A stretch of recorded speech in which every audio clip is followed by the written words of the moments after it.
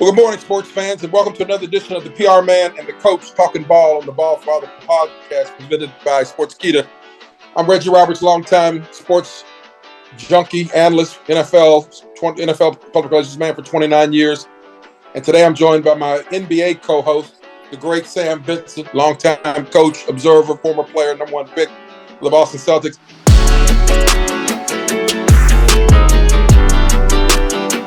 Dr. Sam, how we doing today, man? Reggie, I'm doing fantastic, man. Another exciting week of NBA basketball. A lot of things to follow. I've enjoyed it. So happy to be here with you, brother. Well, thank you for joining me. We were talking a little bit off air. I'm thinking there's just so much stuff going on with the NBA, and let's just kind of dive right in. The one thing I'd like to kind of talk about is this whole notion. This nonsense going on in Brooklyn with Kyrie, and the Nets kind of got on a little roll. They rolled when he got back. He says he's ready to put this whole thing behind him, this whole anti-Semitism thing. If you were an outsider and you came in and you had to give a grade on how well the Nets handled it, how well Kyrie handled it, and how well the league handled this whole sort of ugly mess, what grade would you give? You know what? I tell you, Reggie, it was a very complicated matter. It really was. And I think Kyrie, as we know, is a pretty outspoken, NBA player. He says what's on his mind.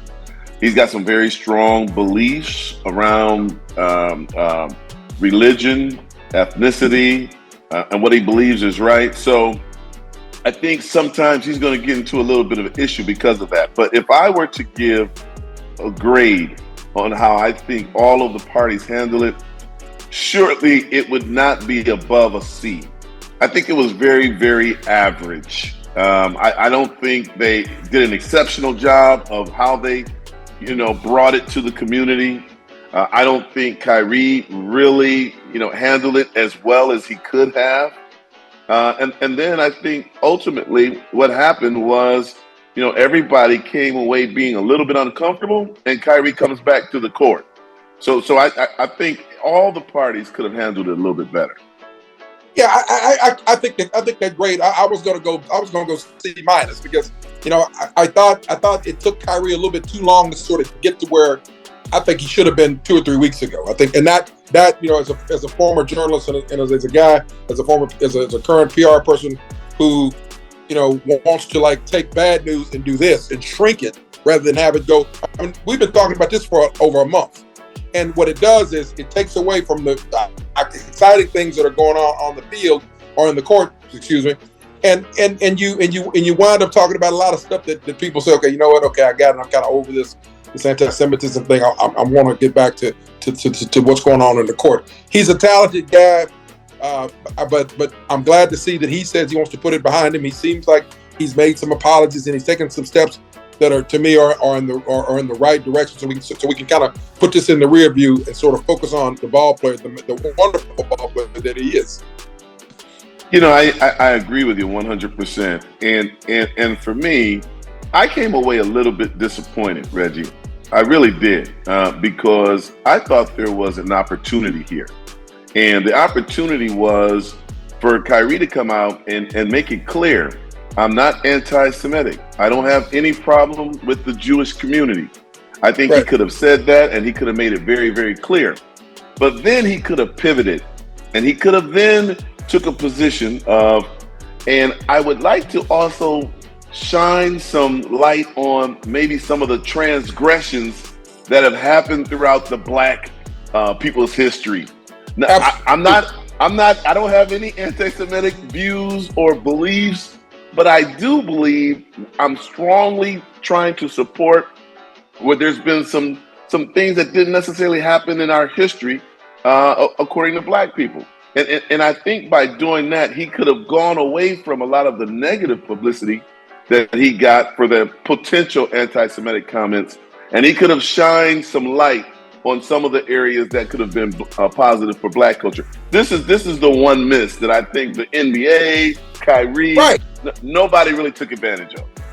I think the grade with that analysis, Sam, I think the grade just went down to a D, because you're right. He had an opportunity. You're straight up right. He could have pivoted.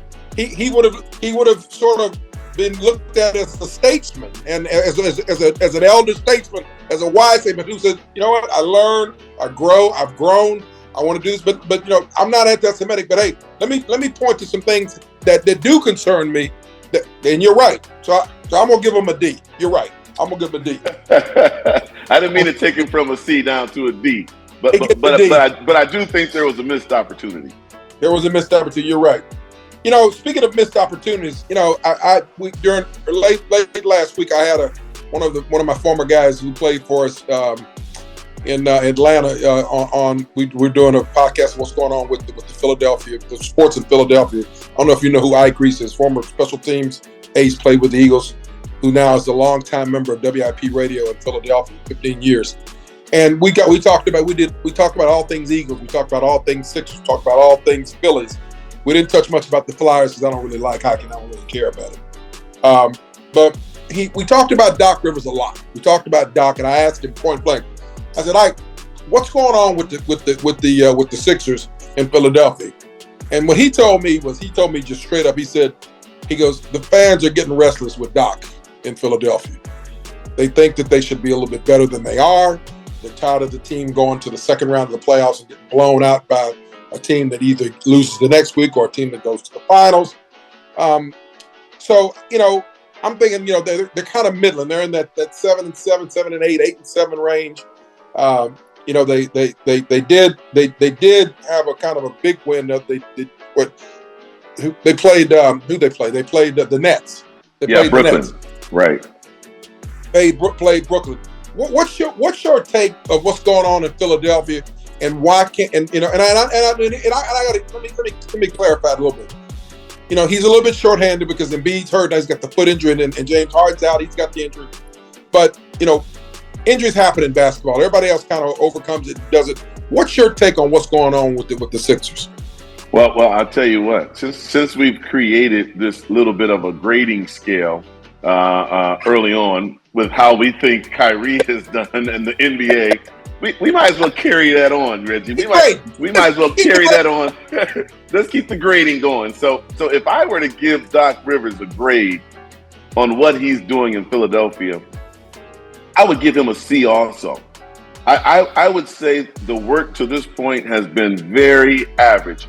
I won't go below average because they're still hovering around 500. They're about 9-8 or 9-9 or whatever they are. But I think overall, when Harden was in and Joel Embiid was in, those are superstar, all-star level NBA players. So the fans of Philadelphia, they've been expecting a little bit more of Doc Rivers. And to this point, I can't say it's happened. But what I will tell you, Reggie, is this. I watched the Philadelphia 76ers play the Brooklyn Nets last night. I really thought sometimes you get more with less. And what I mean by that is they came out, they played savvy, they played hard, they moved the ball, they took good shots, and they beat the Brooklyn Nets. So now, I don't know exactly what that means. I'm not saying that that's a better team with Harden and Embiid out. I'm not saying that. But what I also learned was I don't know if this Brooklyn Nets team is really all that good if they can't beat Philadelphia without Harden and Embiid. So I came away from watching that game learning a couple new things. I get so frustrated when I watch the regular season because you know it looks like and I don't want to pick on anybody because look I love the NBA. The NBA is important to the pop culture. There's millions of basketball fans in America and all over the world. But I get so frustrated when you know you looked at that team and you look at Brooklyn with all the people that they have, and you know, I mean you're right. The Sixers, who've been kind of 500 all year with the C average, they just were they've been average, but they played like they were chasing a playoff spot last night. The ball movement was crisp. Guys were making shots. Guys were open, setting picks. You know, going after loose balls. It was like, okay, well, where's this been? You know, where the hell has this been? Well, I'll tell you what, Reggie, the thing that really stuck out in my mind, and I watched the game very closely, the Philadelphia 76ers just has tougher guys. their guys play tougher. And there was a span there in the second quarter where Philadelphia must have got 5 offensive rebounds. Right. Now, when a team can shoot, miss, go get the boards, shoot, miss, go get the board again, shoot, miss, go get the board again, to me, the coach on the other team has got to say, guys, I'm challenging your toughness. Are you really telling me you can't box out and rebound so we can start a fast break and go down and score?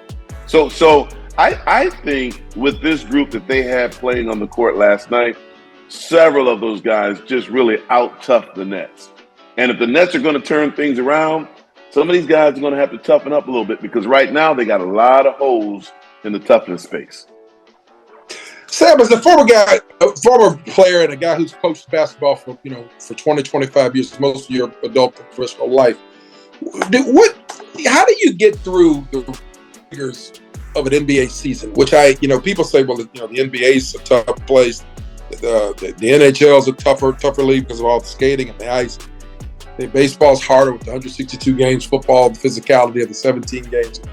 But I've always thought, as a former reporter who covered all 4 sports, I always thought basketball was harder because of that hardwood going up and down that floor for 82 games and then the long playoffs. How do you get through? As a player, how do you get through that season from a physical standpoint and a mental standpoint to condition your body and your mind to get through that? Well, I'll tell you what. I played in the 80s and early 90s. And during that time, Reggie, the schedule was still 82 games. We didn't have players sitting out. We didn't have players trying to figure out how to get to 50 games instead of 80 games. And we had coaches like Pat Riley and Casey Jones and Chuck Daly. And what I mean by that is you practiced hard every practice. Wow. You almost practiced like you were playing a game.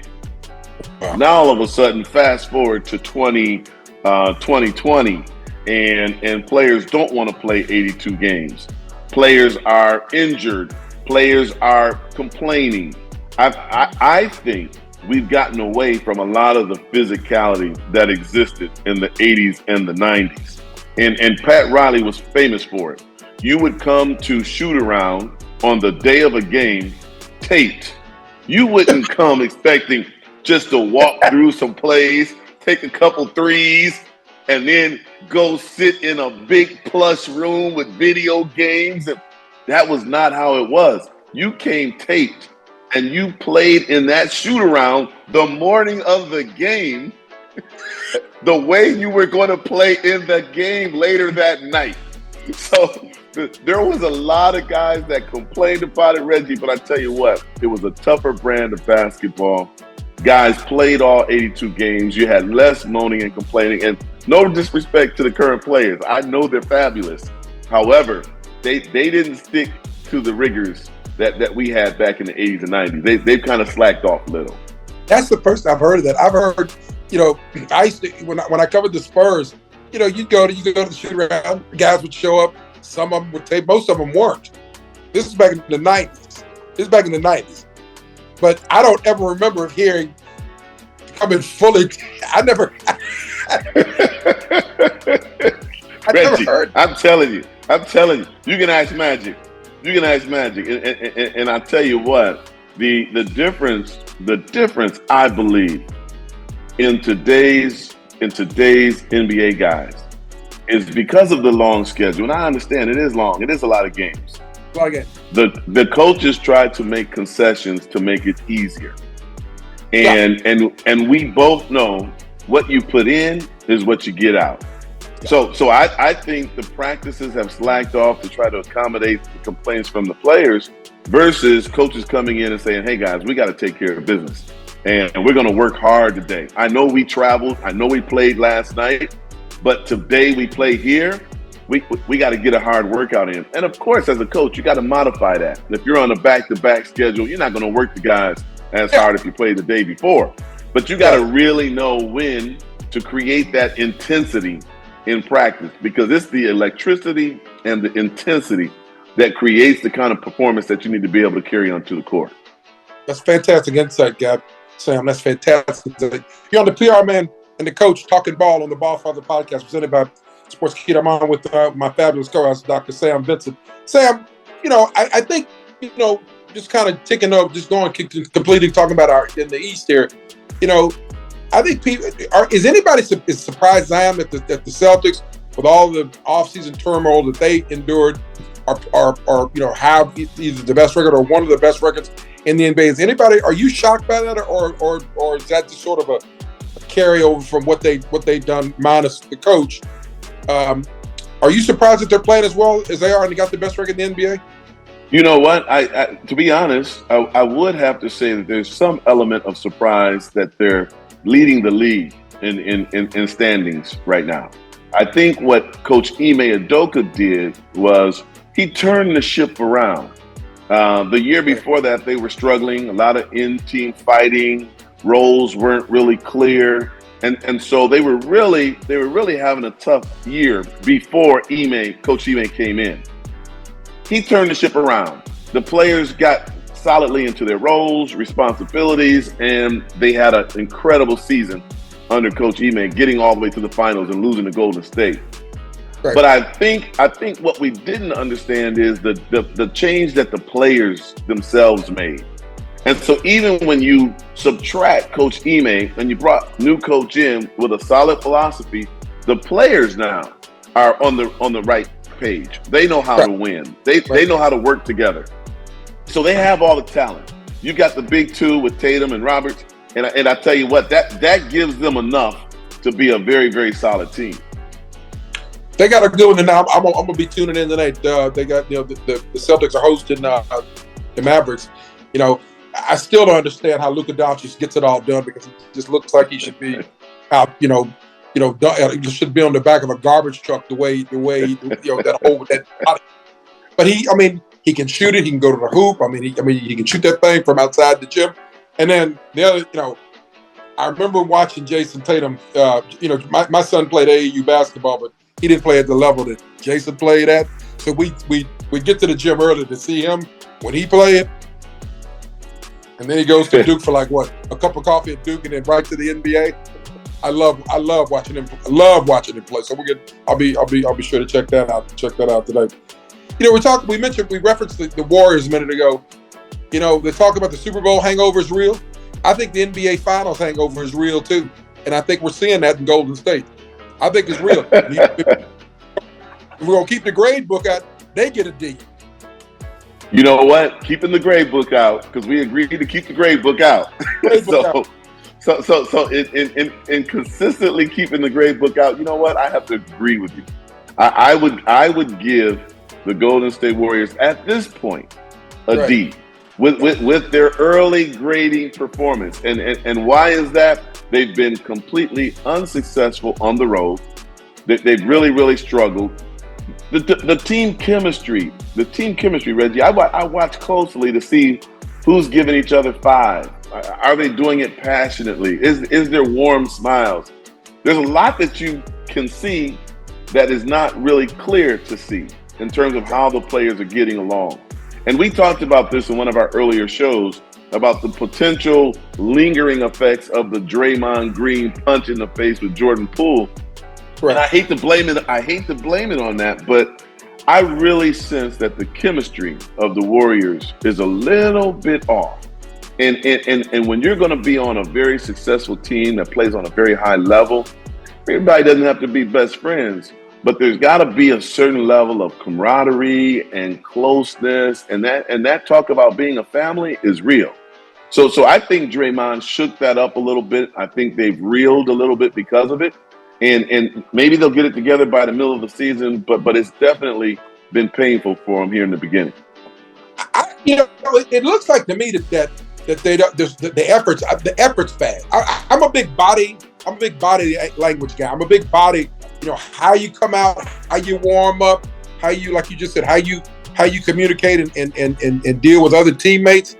It looks like none of that's there. And when they were winning and they were scoring a bunch of points and they're up and down the floor and Steph shooting it from the gym and from the three and Clay stepping up shooting it, you don't see any of that. and it looks like guys are walking by each other down the court. There's no communication. It looks like that. You're right. In football, you can kind of hide that because the locker room is so big. There's 53 guys, cliques of guys, offense, defense, special teams. You can't hide that in basketball. You just, the room ain't big enough. No, you're right. The room's not big enough, and the feelings are more shown to the public. And I think just in watching how these guys are relating to each other, and I'm sure some of the effects of losing hasn't made these guys feel good as well. So I think they've got to really huddle up. I'm sure Draymond has apologized. I'm sure Jordan Poole has accepted it. But what happened was really kind of deep, and people still talk about it. So the scars, I think the scars from that situation is having a lingering effect. Well, let's stay in the West and go a little bit down and stay in California and go down in Los Angeles and keep it with the grade book. They might be getting the F. Why they playing?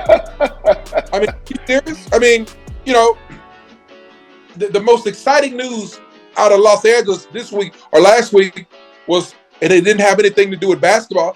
LeBron was watching the Titans Packers game last week and tweeted on his podcast. He said, "My favorite player in the NFL is Derrick Henry," and it created this huge story in the NFL about how he likes Derrick Henry because he reminds him a little bit of Eric Dickerson, and Derrick Henry's having a great year. He's on pace to get for 2,000 yards. Had all this great stuff to say about him.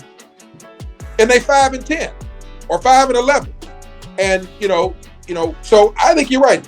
What's going on with them? And they got to make some decisions about who's going to get the ball. And I think you made a really good point.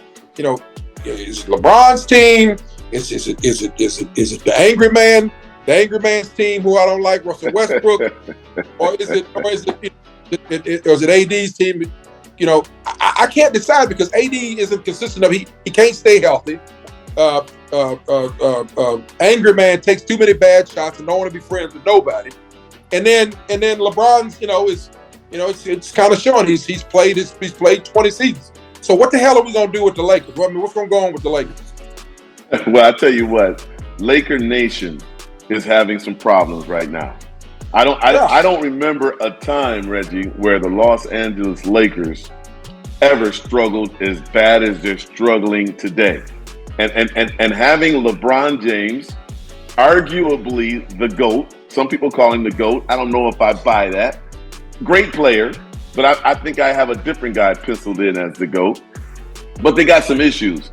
And last night during halftime, I was watching the Ernie, Charles, Shaq. I was watching those guys. I was watching them, Reggie, and I was paying attention when they got to talking about the Los Angeles Lakers.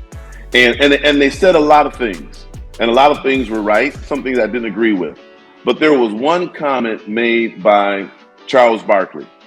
He said, "I don't remember a time when a 38-year-old player was the best player on the team." And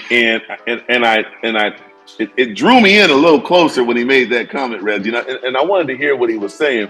His point really was, right now, LeBron it's his team. And he was saying, but really, it's no longer LeBron's team. This is Anthony Davis's team.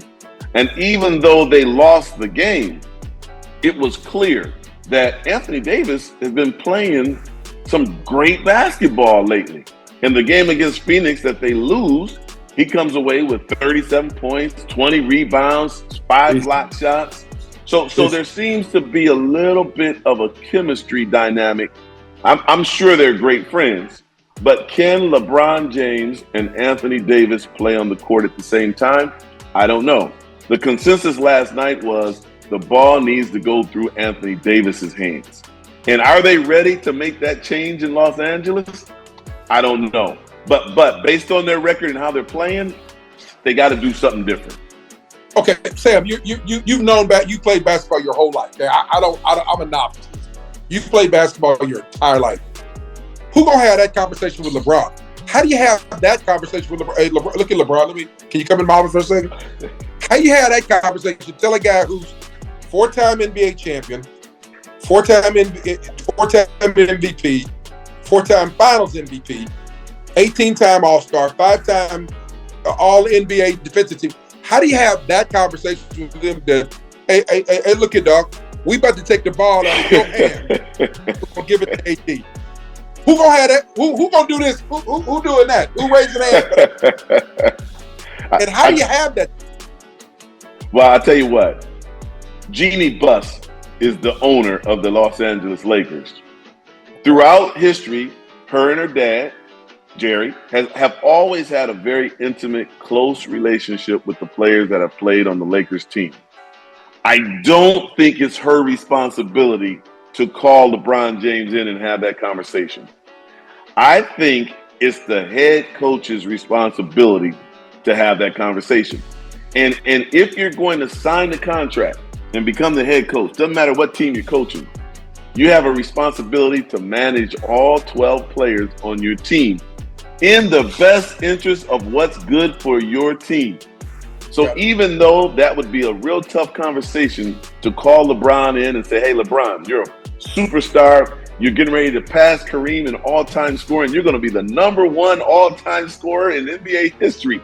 But right now, for this team to be better, you got to have a different role. And this is the role that you've got to take that's going to make us better. LeBron, I believe, is professional enough to understand the change in that role. He might not like it, but if he sees results coming from it, then he'll agree with it.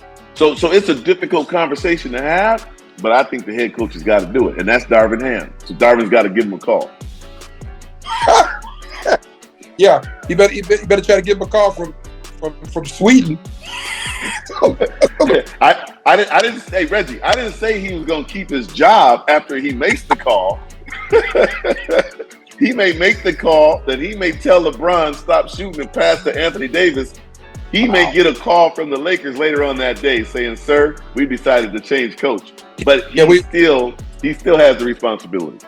You know, continuing with the grade book, Dr. Sam, I got one thing that I was kind of scrolling on ESPN.com, and I'm gonna just talk about my man Patrick Beverley. I never played really competitive sports.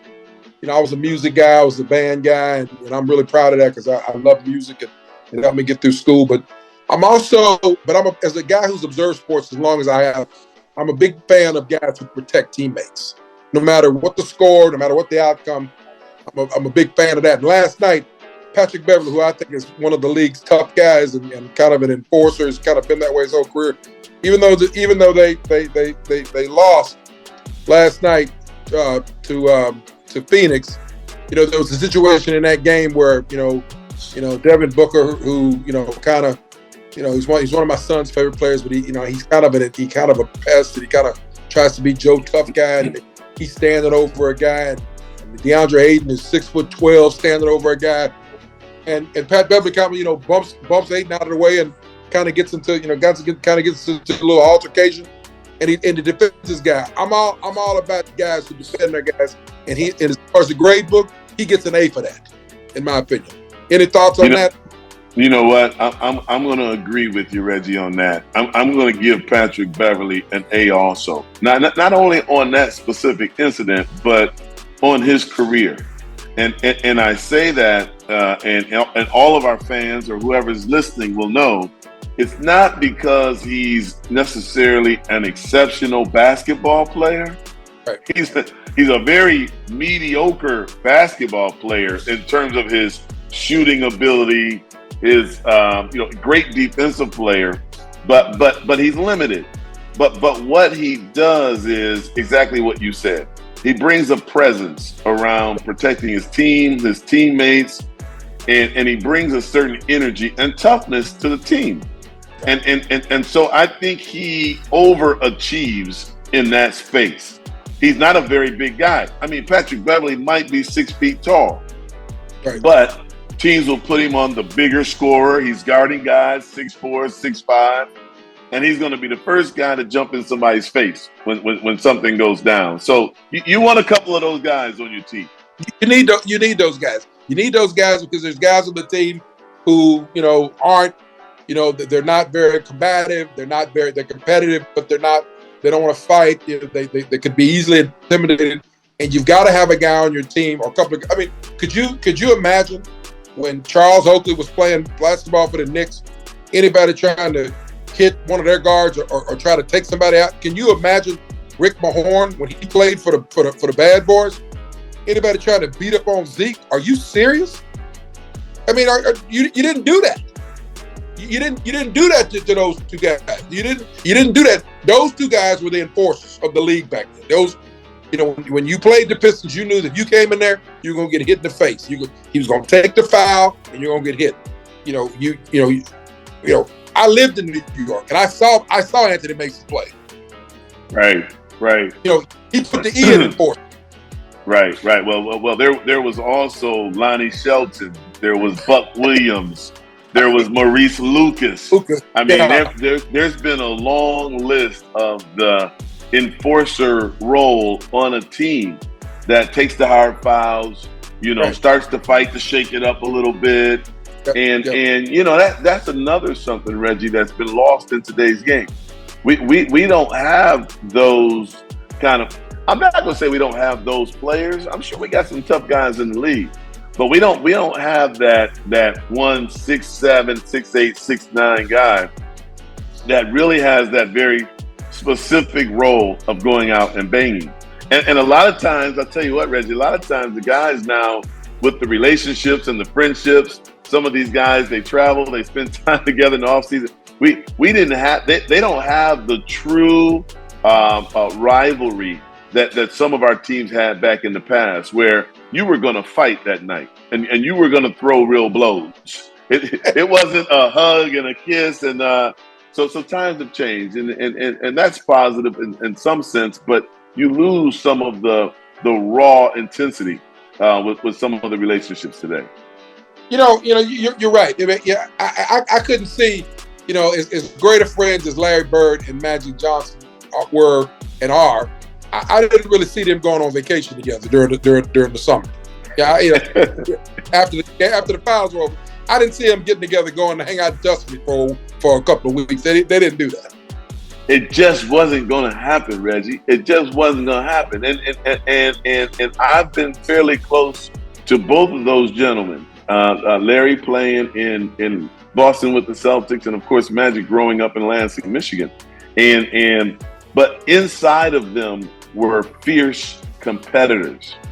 And that fierce competitor just would not allow them to come on the court and fight, and then, after the game, be somewhere in Tahiti on an island sitting around drinking a brew. It just didn't happen that way. And that's some level of some of the things that have changed with current day players. Yeah. Well, I like Patrick's comments. Patrick, I'm just sitting there.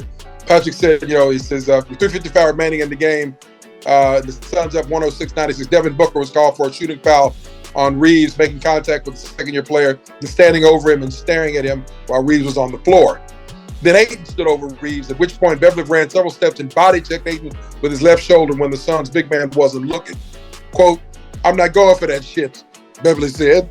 Obviously, it's unfortunate it happened on national TV, but you know me. Regardless of what's going on, I'm a big fan of protecting my teammates. I'm a foxhole guy. I put on the jersey and I commit to a team. I commit to a city, and it's kind of my motto. I'm a foxhole guy. Okay, he gets 2 A's for that, in my opinion. Important. I think it's important.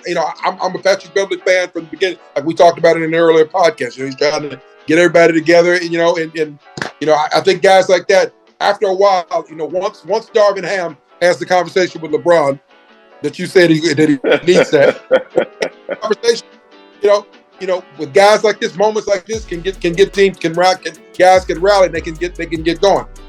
Are they talented enough? Do they have enough? I don't know that, but I know this: when you got guys like him, you got a chance. Right. I think Patrick brings a real nice fire and a real nice intensity. Unfortunately for the Lakers, he is under 6 feet, and that toughness that they need is from a 6'11" guy that has the Patrick Beverly mentality, and is going to run somebody over at the rim with his elbows nice and high. And okay, if you get a little bloody, I'm sorry, I didn't do it on purpose, but you just happen to be in the way. And to me, until LA gets that kind of presence, then they're not going to be the kind of team that they need to be. All right, just finishing up here with on the PR man, the coach talking about on the BallFather podcast, presented by Sports Kita. You know, what's going on with Charlotte? What's happening with them?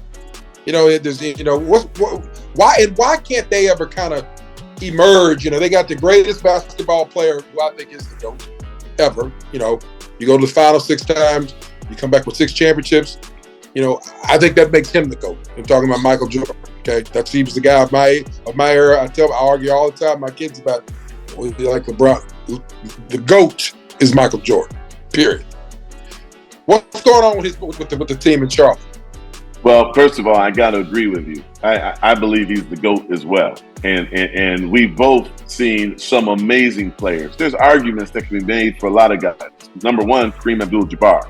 And number two, LeBron. But some of the things Michael was able to accomplish in the winning category takes him to a whole nother level.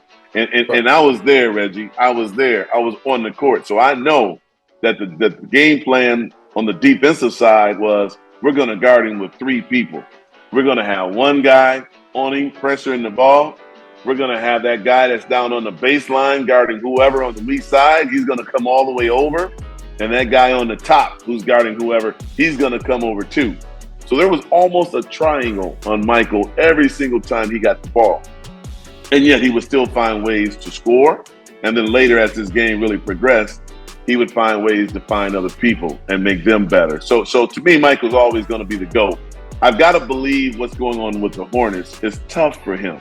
You know, again, I had a wonderful opportunity, Reggie, to be the head coach of the Charlotte Hornets. Back then it was the Bobcats in the 2007-2008 season, and spent a lot of time with Michael. And matter of fact, Michael is actually a little bit of a closet coach, because I'd be there on the sideline. I'd be drawing up a play for Emeka Okafor, and then I'd get a little note. Somebody slide a little note in my back pocket, and Michael be up in the box. MJ said, maybe we can try. maybe we can try that. And I look up at the box and be like, okay, Mike, maybe you ought to come on down here and be assistant coach. Or right, but always in a great manner, always in a way to share some of his insight and what he believed would help the team win. And I think Michael could be a great coach. I just think he's got so many other things going on that he wouldn't take the time to do it. But I think the Hornets have struggled. And I think as an organization, this year, 4-14, a little bit, below 500, obviously, several games below 500. They've had some injuries, but like you said at the top of the show, injuries are part of the game. You can't allow injuries to be the reason why you can't still win games, because all of these guys are NBA players. So you should be able to rotate 2 or 3 guys out and bring 3 guys in who are fresh and ready to go, and they should be able to keep you on that winning pace. So I'm not sure. It's hard to say. Michael's competitiveness, I believe, will get into Mitch Kupchak and some of the other people in the organization and try to really figure out how to turn this thing around. But it hasn't happened, and it's been some years now. So I really expect more from the Hornets. Even though, Bridges, they lost Miles early on with the domestic issues that hurt them. And then they've had some other injuries to key players. So I'm going to keep a close watch on them. I'm sure Michael's in their ear, and he was the overachiever of overachievers. I expect more from the Hornets. You know what? It's always great talking about what you say, because you got such significant and clear, keen insight on what's going on in the league. We're gonna wrap up today and to kind of keep watching. Like I said, I'll be watching Garbage Man play tonight against my man Jason Tatum, and that group. I'll be checking that out, and hopefully a lot of the stuff that we talked about today. That we'll keep our eye on what's going on in Brooklyn. We'll keep our eye on what's going on in Charlotte. We'll keep our eye on the entire NBA, and we'll be back the next week to talk some more ball with you, man. Fantastic, Reggie. It's always a pleasure. Have a great day. Happy Thanksgiving to you and all of our fans. Take care, man. Thank you. All right. Take care.